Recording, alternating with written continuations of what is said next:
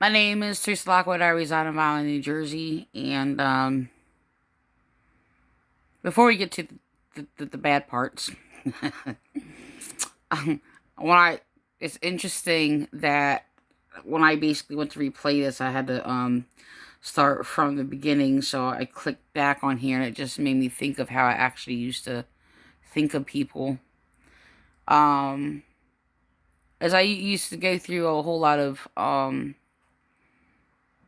like researches of like big disasters in society in this world. Well, of course there's written all through the Bible, but um one day I got this thought that I can't say all, but a lot of these children were, I mean, they were all these people that become these most evil monsters was somebody's child. Some mistreated, some had their mother basically wipe the ice cream from their face. So I'm not trying to be like dramatic. I mean, these are like, I mean, these are just real scenes. And of course, I'm gonna, the thing is, when they started to play, I'm like, they kind of look alike. So, very adorable little baby. And, you know, throughout time, as things just, continued to be horrible and horrible, I kind of lost thought of that everybody was that innocent child once. And when things became more horrible and horrible and horrible, and I'm going through my own personal, I'm being oppressed and grieved, in my own personal life. I see a lot of horrible things where also that little innocent child is just,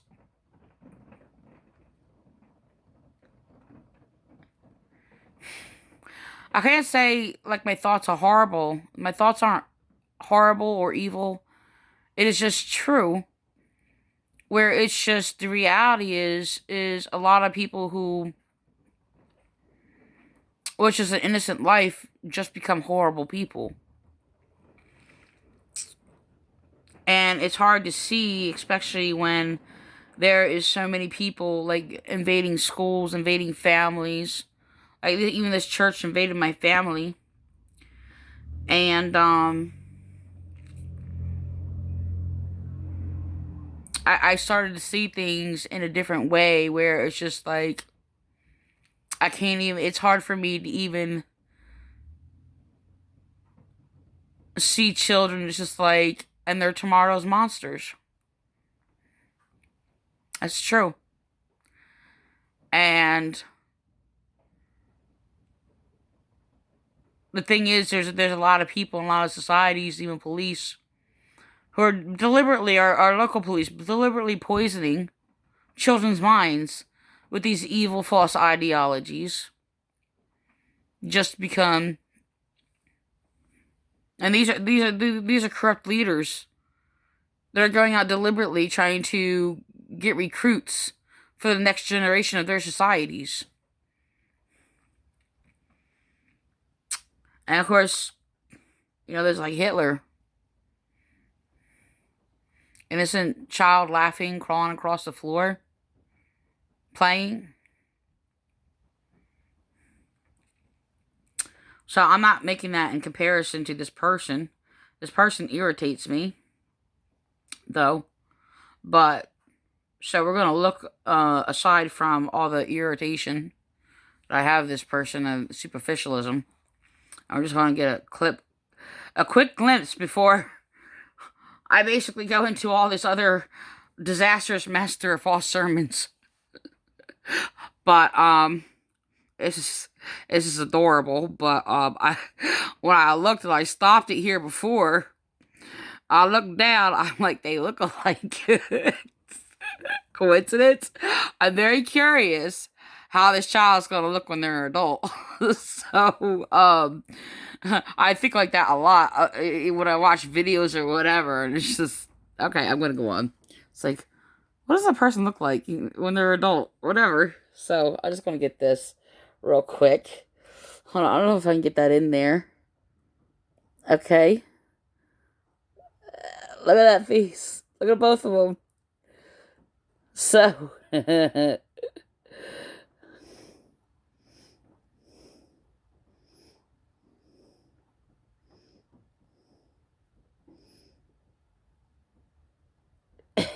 just want to put that there. All right. So, it's cute little cheeks on both of them. So I think this is a boy because, well, there's different things that you could tell, but mainly it looks like I mean, even though babies have, like, it will have the short hair, you tell how it's cut. I mean, it doesn't necessarily matter. I mean, they can have it cut that way, either way, for some reason, but, yeah, that's just adorable. So, I'm going to record this. Now, the thing is, these people, look, these people are copying William Clay. A lot of false things about William Clay. Now, I don't know how much of the stories in regards to when she tells of Zacharias and goes, actually, the story is not in the true translation of the Bible. Can it be used as principle? And is it off? I don't know. Apparently it was an inserted footnote from, John, is it chapter 8, I think? So there's another story connected to that. I'm not gonna go there now because I want to focus on this. She says that Pastor Bill, their pastor, persecuted me. Tells them, Brandon, Pastor Lois, I think that's her name. I'm not really sure.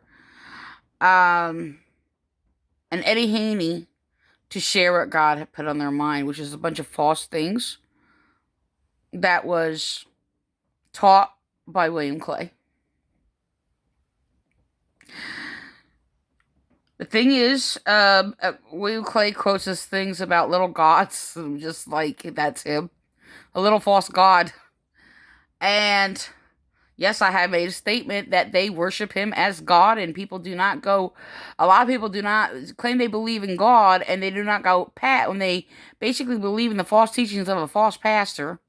They're actually not going past worshiping their false pastor. William Clay knows this. I've actually said to him when I was attending the church, and I told him, I don't know if he was basically, he attacked me for many reasons. I don't know if that was particularly one of the things he attacked me for. I don't know if he wanted to accept that or not, or if he tested it, or whatever the case may be. But I know that when he was there, he tested people, and he made these statements that just were not funny, and people were just, it was really a bad thing. They're praising him and doing all these things. It was really terrible. So, they always sit there and say, Pastor Bill said, and then they'll sit there and speak against gossiping. And just want to let you know, gossiping is their own rules. And in here, I don't know if I'm going to get to every little detail, but in here, they sit there and talk about, like, their own rules or what have you. I just posted things about it or whatever. I was working on it like all night or whatever. Well, most of the night or whatever. So, the thing is, I've been actually, it took me 2 hours to get through her, sermon. At least I got to listen to it all at once. I listened to Eddie Haney all at once. I can't get through, William Clay's sermons. He makes me very, very angry. And no, not because I'm being convicted or whatever, because of the evil, that he's expressing or what have you. And because of the trauma that I have endured in this, church cult. So, the thing is that, she is becoming superficial. She's more relaxed than she used to be, but she gets in a very, tone that I don't like, and it's very separate because it's superficial. So I don't know if I'm going to get to record those parts. I tried to do it before and I had to like delete it. I'm going to do it over from different perspective. But near the end, she gets more relaxed and more engaging, and I actually felt connected in regards because she was talking to people in a different way. More naturally, more relaxed, and less superficial, less trying to... There's a thing, there's a lot of church people who try to perform a superficial gentleness and a superficial holiness, which is actually sin. Okay, and it comes out superficially, so it separates me from people, and I get I feel very irritated. And I don't really care what people have to say about, oh, you get frustrated, so that's your problem, whatever. Da, da, da. No, I don't care. I don't like superficial people, period. So the thing is that, they're claiming that God put this, and this on their heart, and it's basically copying William Clay's false teachings. So, I don't know. Is he testing them? I don't know. So I'm about to record that, and then I'm going to jump to messages that she's reading. I don't know who wrote it. I don't know if somebody wrote it for her. Or she wrote it herself, but there's a lot of pieces that are just echoed of false teachings, and you can't do a false teaching when you just like have a single word, but there's a lot of echoing of single words used by William Clay throughout all these sermons, and it's a lot through here, and they're just echoing it. And it's like, okay, if he's telling you to sit there and teach something, why are you echoing him to sit there and say the same thing over and over and over? I am getting irritated with William Clay doing that. Well, he doesn't say it like she's doing it, but William Clay is echoing it, and all my words are showing up like throughout his sermons. And there's another church, Calvary Chapel, Francopolitan, who's copying me and William Clay and speaking a lot of like blasphemous, damnable, like false teachings and making slanderous attacks or whatever in his message. So the thing is, and then I go behind everybody and like correct the false teaching, and then I get attacked for that. But the thing is, William Clay, when after I spoke against Francopolitan copying, like, it's like he's copying both of us. William Clay's copying me, and Francopolitan copying his principles of slandering me, doing all kinds of things. I'm not copying anybody, by the way. I am not taking any of their false teachings. I have never, ever, ever taken any of their false teachings. I do not do that. I don't even do that to sit there and basically... They do that to echo each other's false teachings, deliberately being against that they believe that. Let's see what the point is. But, yeah, I'm gonna go on. I'm gonna go, so, if people are gonna cross words, I'm not sitting there saying it, especially if you speak more, and especially if you're basically encountering the same subjects. Rather, for example, if I'm sitting there responding and correcting somebody's false sermon, I'm going to engage in, I'm going to say the same words in some places or what have you. But even if, like, we're interpreting something, especially since there's the same principles all throughout the Bible, so we can sit there and read something in one chapter and whatever, and basically come across same words, or not even, but you're going to cross some words. But this is every week.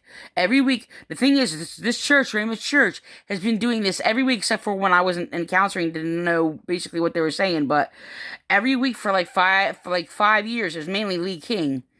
After I said something, they would like teach my teaching that I taught, or echo me, or whatever the case may be, copy my word, do whatever, and it started happening more excessively in the sermons of William Clay. And I asked him about it, and I wrote him. I was just like, why are you copying my words? It was like the strangest thing. So it's really weird. So I'm gonna go on. This is different. They're like, well, Pastor Bill said. Or this. Now, he can't sit there and blame them for doing this. And it's not the same thing as like, oh yeah, I can't blame them for doing this because they're doing it deliberately and for different reasons. But in regards to, like Lewis and Eddie Haney copying my words. They're echoing mostly either they heard me say it on video or which they were copying, or there was other things that I did not that basically I engaged in other people or whatever and they were echoing my words. Like I said, some things can be coincidence. Now when you have a lot of things and it's like every week this way, it's not, and it could be an impossible where somebody's copying one or whatever, and they're mainly coming out of Eddie Haney, William Clay, and whoever, and they're copying somebody else that I had a conversation with, and they suggest and talk about it or whatever, so they sit there and teach it, and they're teaching it, or they come against it in opposition, because I had people in the police department that's copying my words, basically speaking in opposition and falsely accusing me what they were doing, and doing all these things. It's like really, really, really crazy. I still don't know why all this is happening. And it's been going on for like almost 20 years. So, but these people are just copying, William Clay, and it's really weird. Like, she has a lot of words. Like, that's through, she's just echoing, so, William Clay, but, like, I don't understand why she's teaching,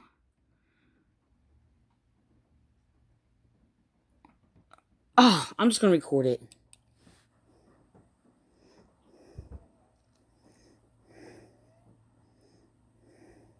Go ahead, Felina. Hey. So we've been talking these past several weeks about agape love. This is why. Pastor Bill asked us to ask Pastor Brandon, Pastor Eddie, and I to share with you what God has been sharing with us as we've been focusing on agape love.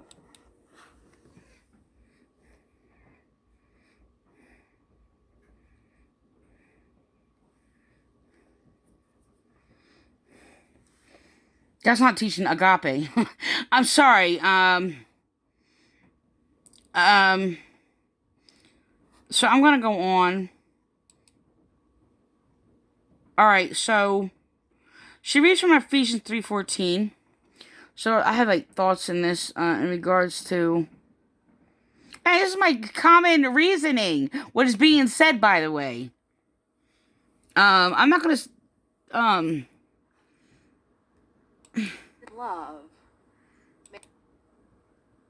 Alright, so she reflects off of. She's having technical difficulties. I think I do. So, because Eddie Haney had this whole thing and called Paul a superhero, so Paul's not a fictional, and this is what they're relating it to. They had like the characters or whatever, fictional so-called superheroes. Hero means demigod, by the way, and Paul's not a demigod. It's really irritating. So she, if they're setting her up, now this is a thing they used in the first place because William Clay attacked me. Other people attacked me, Lee King and others, because I'm a woman and I was, giving knowledge. This is 18 minutes already. I'm going to continue this. I'm just going to continue recording. Pastor Eddie. A little dance there. Just hold on. We gotta do that. Since I get all so upset, we gotta do something funny. I think I do. Excuse me, Pastor Eddie. Take your partner, swing her around. All right. All right. Okay. So I don't know what I wrote. I should have wrote the places down. I mean, there's a couple sentences in here that she says that I like. I like some of the things she said near the end. I did a video about it, but I deleted it, so I wanted my video to be on a different. Okay, so all right, so this is yeah. So, a lot of people know the story of the woman, it says, those without sin cast the first stone. So that story was inserted in the Bible. And yes, that basically, look, I was attacked in that church, by the way, I'm actually going to do another video about that, so I don't want to take up too much time. This is already... I was going to try to make this not 30 minutes, but it only goes up to around 33 minutes. So, it's going to happen anyway. I don't want to do that. So, the thing is, she tells these false stories. So I'm going to record them real quick. And it's completely, she goes into Judas, and I don't know what happens here. Okay? She makes up all these things. So I'm just going to record it first and then like cut in, and point it out. Affection of a man. Hold on. But, Kennedy. Wait. All right, here we go. Jesus, on the other hand, gave her affirmation. He saw her potential. He saw her real identity as one created in the image of God and not as an adulteress. Have you ever experienced that? No such thing is in our Bible whatsoever. And, that's not what happened. So she rewrites these stories. It's really terrible. It's just like, it's almost like these people like rewriting my life story, and adding all kinds of things onto it. It's bad enough they use a forged Bible that does this. So I'm not saying you can't interpret things. I interpret things I lost the word there. I interpret like what's in the Bible. I do not alter or change it from what is actually there. I'm gonna go on. You ever had someone see potential in you that you can't see in yourself?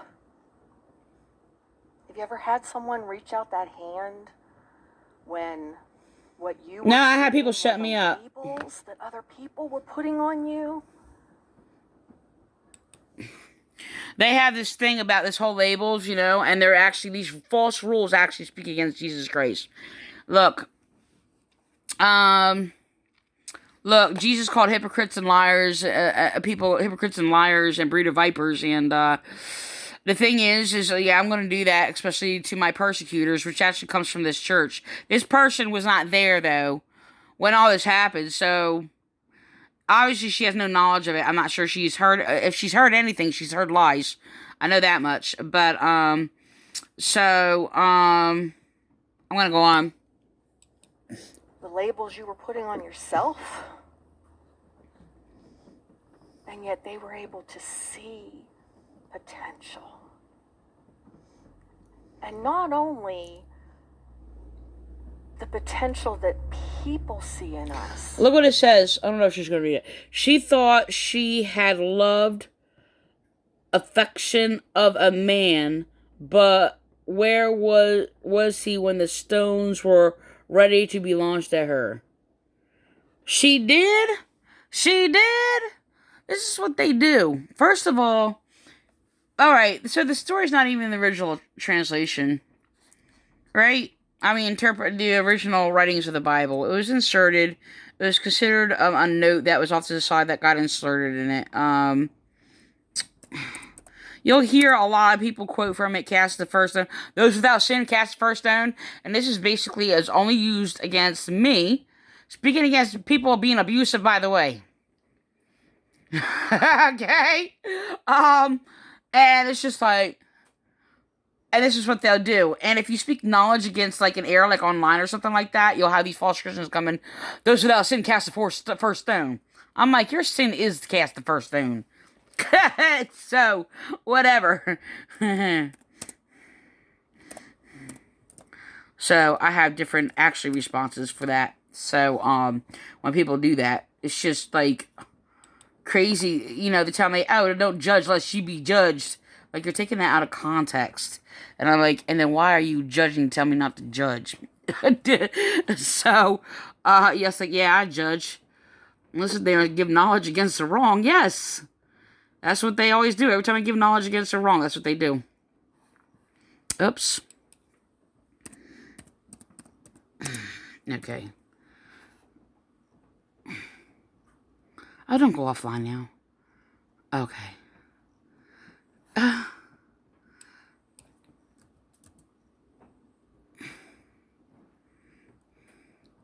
Oh, come on. Oh, my time is ticking. My time is ticking. It's 24 minutes already.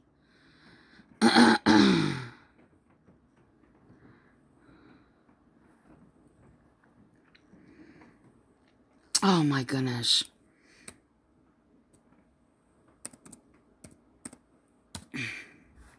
See, I should have looked this up before, and I didn't.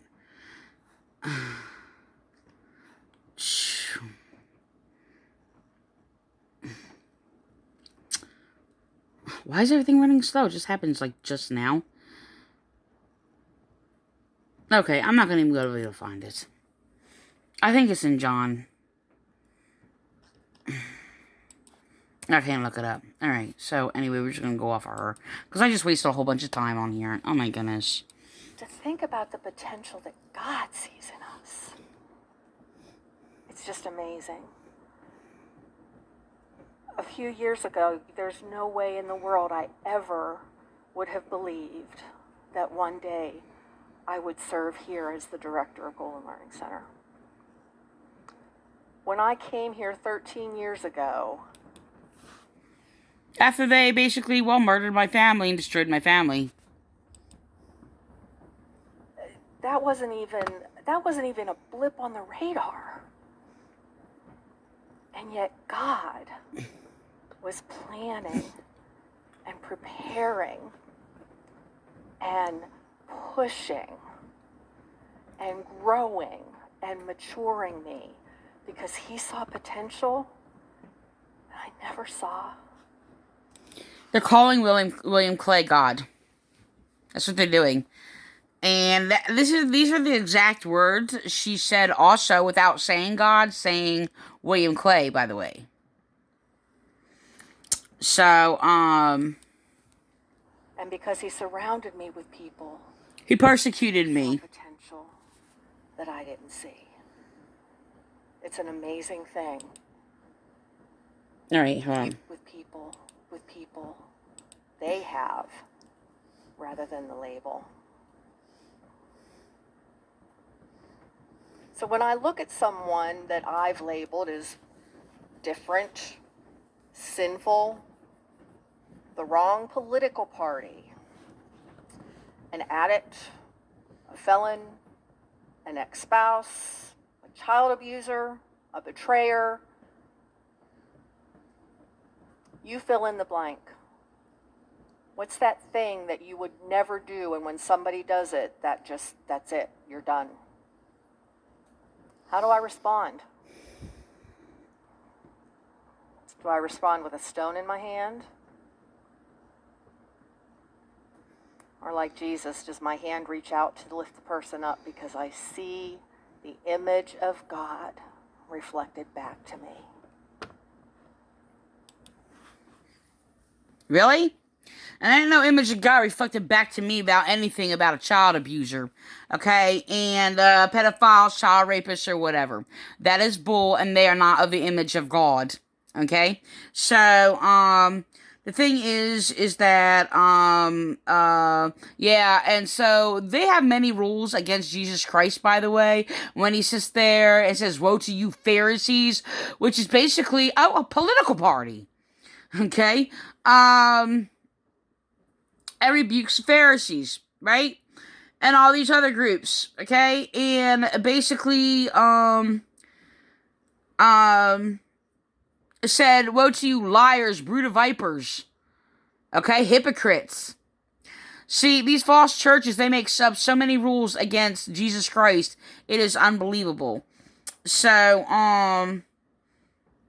the thing is, then she hypocritically, turns around and basically has all these things about false ideas about jealousy. Well, some are right, but some aren't. But, off. Okay, I have to do another part. This is 29 minutes, so I'm not really sure. Because I see potential of what can be rather than what is right now. I gotta record this of Judas. Jesus knew. Jesus knew who Judas was. He knew what Judas was going to do. And yet he reached out and loved him. He saw potential even in his betrayer. Saw potential in his betrayer.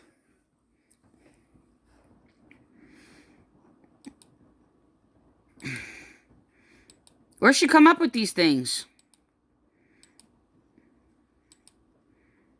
William Clay? Hold on. I'm going to go on and record. I had to jump ahead because she goes away from that, and I don't have much time. It's 30 minutes already, so. Over and over and over and over and over and over and over and over and over again in his time with Jesus, how Jesus loved people right where they were. But in his free will, he chose to indulge his greed. Then in shame, feeling like something was wrong with him, rather than that he did something wrong, he never sought forgiveness. That's all made up. That's like all made up. They're making up people's thoughts, man. This is what I basically have to deal with. They still do it. Hold on. I'm out of time. I'm up to 30 minutes, so I'm going to record that again. He never sought forgiveness. He hung himself. He remained on that little g God side. Then there was Peter. Peter did the thing he thought he would never do. They pervert this passage. Perfect love casts out fear, which is from the epistles of John or what have you. That has a lot to do with law.